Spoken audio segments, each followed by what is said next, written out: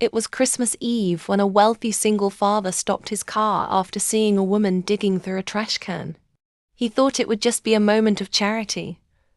But what she said that night shook him to the core and changed his life forever. It was Christmas Eve in New York and the city glittered with lights. Stores were closing, last-minute shoppers hurried home, and carols played faintly from decorated windows. For Ethan Cole, however, the night felt cold in more ways than one. At 42, Ethan was a man people admired. A self-made millionaire, founder of a successful tech company, and father to 8-year-old Lily.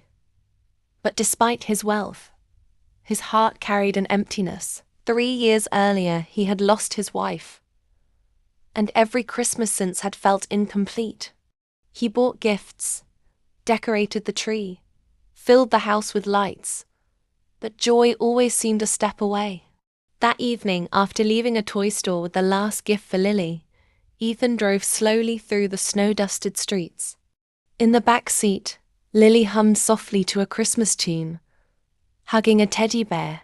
As they passed a quiet alley near a closed diner, Ethan noticed movement.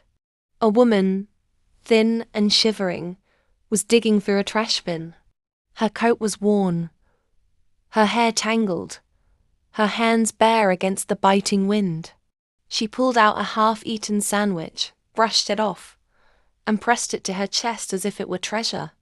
"Daddy," Lily whispered, her small voice filled with confusion. "Why is that lady looking in the garbage?" Ethan's chest tightened. He could have driven on, most people would have. But something in Lily's eyes, so innocent and concerned, made him pull over. He stepped out into the cold and approached slowly. "Miss? Are you all right?" The woman startled, dropping the sandwich.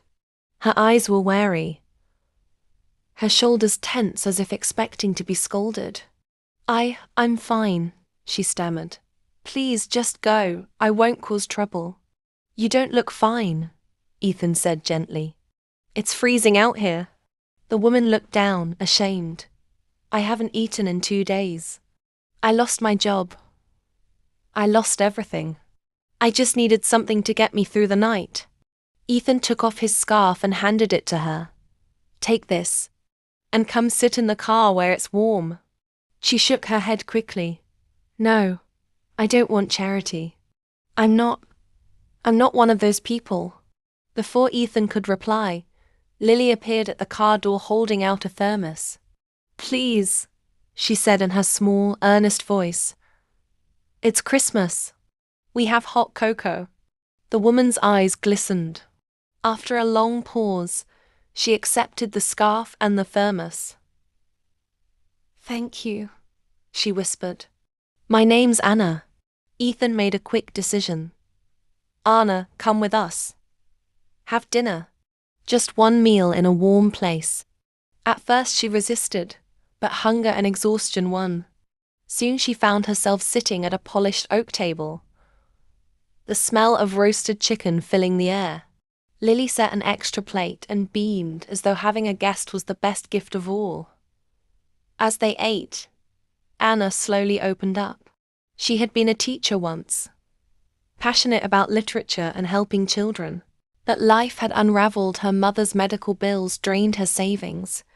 She lost her apartment, then her job. Without family nearby, she fell through the cracks.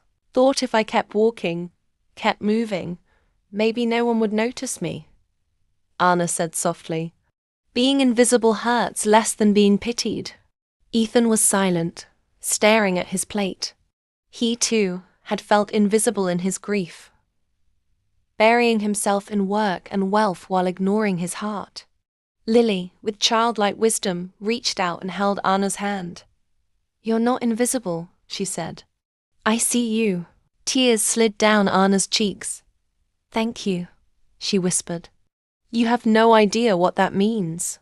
Later that night, after Anna was asleep in the guest room, Ethan sat by the fire, reflecting. His wealth had given him everything material, but here was a woman who had nothing. And yet her courage, her honesty, had touched him deeper than any business success. He realized how much he had been going through the motions, writing checks to charities each December, but never truly seeing the people he claimed to help. That Christmas Eve changed him. Weeks later, Anna was no longer the woman in the alley. Ethan helped her find steady work as a tutor for children at a community center his company funded. She regained her dignity, her smile, and her hope. For Lily, she became a beloved friend, someone to read bedtime stories with and bake cookies on weekends. For Ethan, she became a reminder that true wealth was not in the bank but in compassion, in human connection. Years from that night, Ethan would look back and remember. It wasn't the money, the gifts, or the business deals that had defined his life. It was the moment he stopped his car on Christmas Eve, listened to a woman who thought she was invisible, and let her words change his heart forever. Because the greatest gifts are not wrapped in ribbons or bows. The greatest gifts are people if only we choose to see them. Follow me for more soulful stories. Thanks for watching.